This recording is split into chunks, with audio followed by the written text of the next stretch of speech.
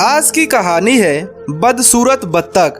गर्मियों के दिन थे। शाम के समय एक बत्तख झील के पास पेड़ के नीचे अपने अंडे देने की जगह ढूंढ रही थी। उसने वहां पर 5 अंडे दिए।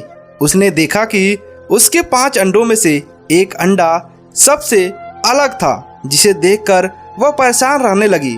उसने अंडों से बच्चों के बाहर आने का इंतजार किया। फिर एक सुबह उसके 4 अंडों में से उसके 4 नन्हे नन्हे बच्चे बाहर आ गए। वे सभी बहुत ही सुंदर और प्यारे थे, लेकिन उसके 5वें अंडे से अभी तक बच्चा बाहर नहीं आया था। बत्तख ने कहा कि यह 5वें अंडे का बच्चा उसका सबसे सुंदर बच्चा होगा, तभी वह बाहर आने में इतना ज़्यादा समय ले रहा है।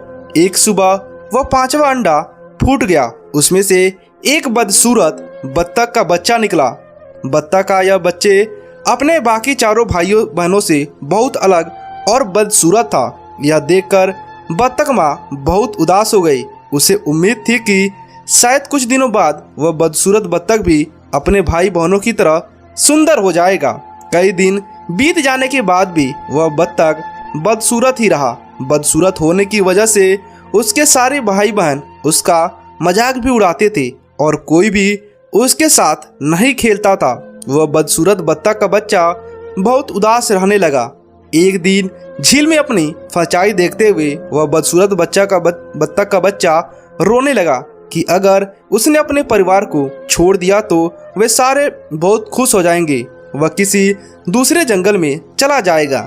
यही सोचकर वह किसी घने जंगल में चला गया। जल्दी सर्दियों के दिन आ गए। हर तरफ बर्फ की बारिश हो रही थी। बदसूरत बत्तख के बच्चे को ठंड लग रही थी। उसके पास खाने पीने के लिए भी कुछ नहीं था। वहां से वह एक बत्तख के परिवार के पास गया। उन्होंने उसे भगा दिया।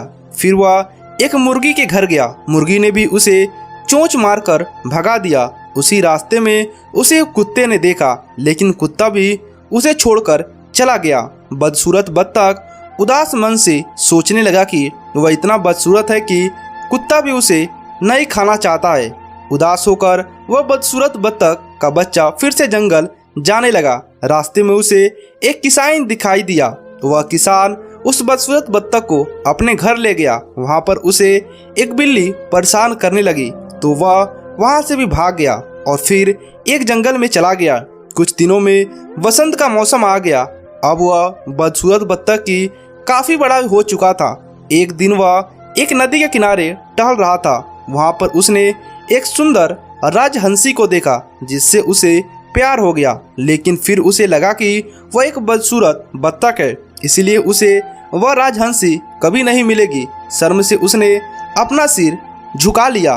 तभी उसने नई पानी में अपनी परछाई देखी और वह हैरान हो गया। उसने देखा कि अब वो बहुत ही बड़ा हो गया है और एक सुंदर राजहंस के रूप में बदल गया है। उसे यह एहसास हो गया कि वह एक हंस है। तभी अपने बाकी के बत्तख भाइयों के बहनों से अलग था। जल्दी उस बदसूरत बत्तख से राजहंस ने उसे साथ संगनी के साथ शादी कर ली और दोनों खुशी के साथ रहने लगे। दोस्तों, इस कहानी से हमें ये सीख मिलती है, सही समय आने पर हर कोई अपनी सही पहचान कर सकता है।